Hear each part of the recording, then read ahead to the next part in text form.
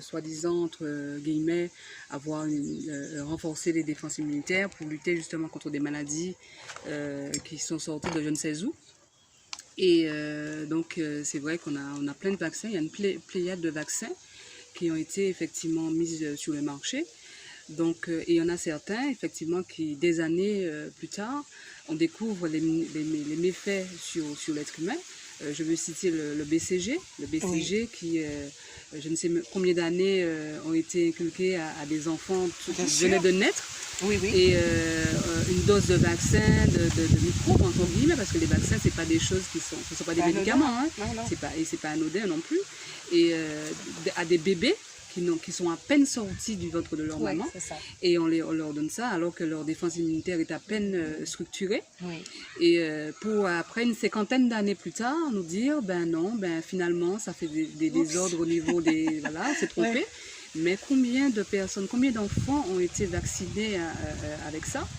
Et les nombres peut-être de personnes qui ont eu des déficiences, soit physiques ou au niveau de leur intellect ou de la croissance, bien sûr. On n'a pas cité le nombre, on n'en a pas cité le nombre. Jamais. Et peut-être que maintenant, ces personnes-là ont grandi, ont peut-être eu des enfants où il y a eu des handicaps. Bien sûr. Et voilà, donc ça a causé quand même pas mal de choses. On a eu aussi le vaccin de l'hépatite B, oui. Qui a été effectivement, on a mis que ce n'est pas obligatoire parce qu'au bout de la première injection, ils se sont rendus compte que ça causait des problèmes cardiaques, oui. D'autres problèmes effectivement au niveau de la santé. Donc ce qui fait qu'il n'y avait pas eu cette obligation-là. Il y en a d'autres que je n'ai pas en tête. Mais effectivement, on se rend compte que la vaccination contre le Covid, c'est peut-être pas anodin, effectivement, parce qu'on est peut-être face à des personnes qui sont en train de faire des expériences. Comme chaque être humain, où on a dans notre enfance, on se rappelle quand même qu'on on a fait des expériences. On se dit, bon ben tiens, on va, les enfants comme des enfants en fait. Les enfants, ils font des expériences, on va faire ça. Oui, on va savoir les relations comment ça va faire. Je voudrais juste, Emma, si tu me le permets, oui. 2 secondes. Je voulais juste te dire que toi, tu parles bien de vaccins.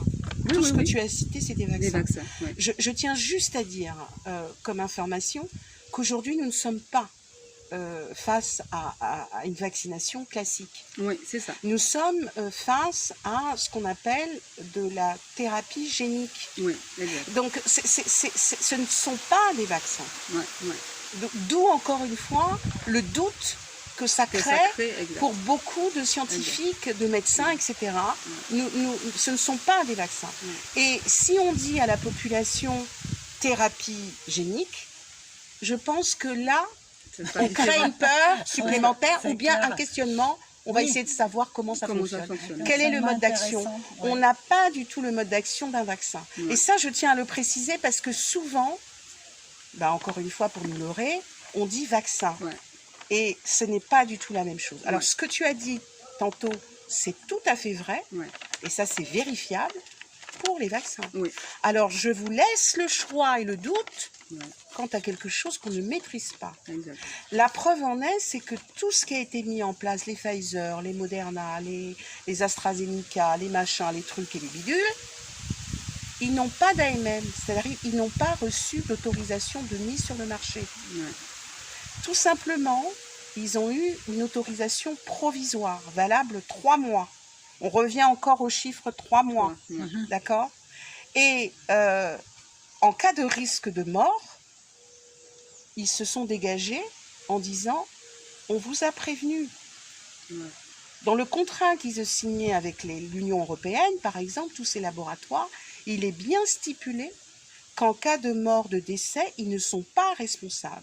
Oui, puisque ça a été fait sur l'effet volontaire. Exactement. Parce que les gens, effectivement, c'est eux qui ont décidé. C'est vous qui avez décidé. C'est vous qui avez décidé. Nous, on a fait ce que vous nous avez demandé. On n'a pas eu le temps d'évaluer. Voilà. On n'a pas eu le temps de faire des études, etc. Mais comme vous avez la grosse pétoche, on va vous filer quelque chose.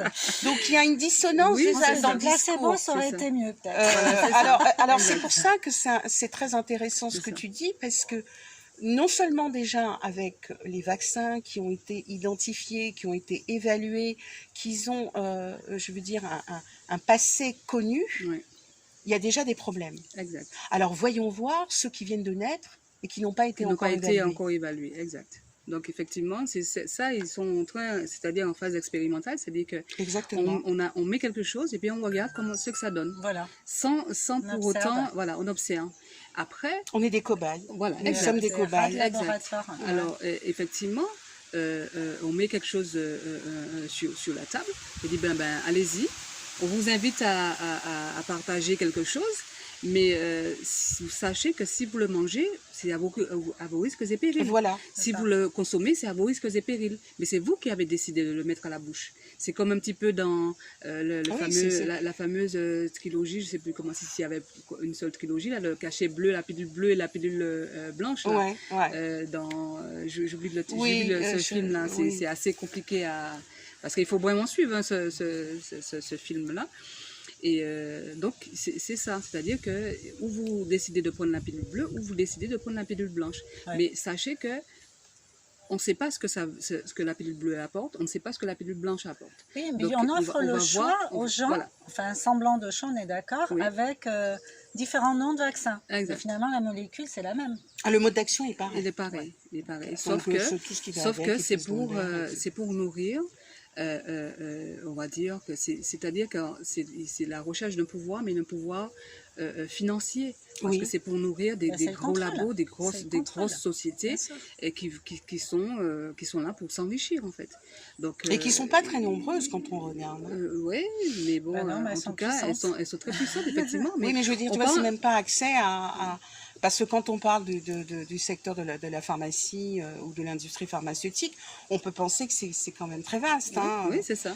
Et on parle effectivement de la vaccination, mais il y a aussi d'autres médicaments qui ont été très nombreux à être enlevés du marché. Si on regarde, si vous renseignez sur la liste des médicaments qui ont été enlevés du marché, et pourquoi ça a été enlevé du marché, c'est parce que ils se sont rendus compte que ça a des effets, puis qu'il y a des effets très néfastes pour la santé. Mais pas spécialement, ils ont enlevé du marché, pas spécialement pour faire du bien aux gens, mais simplement pour remettre un autre qui va faire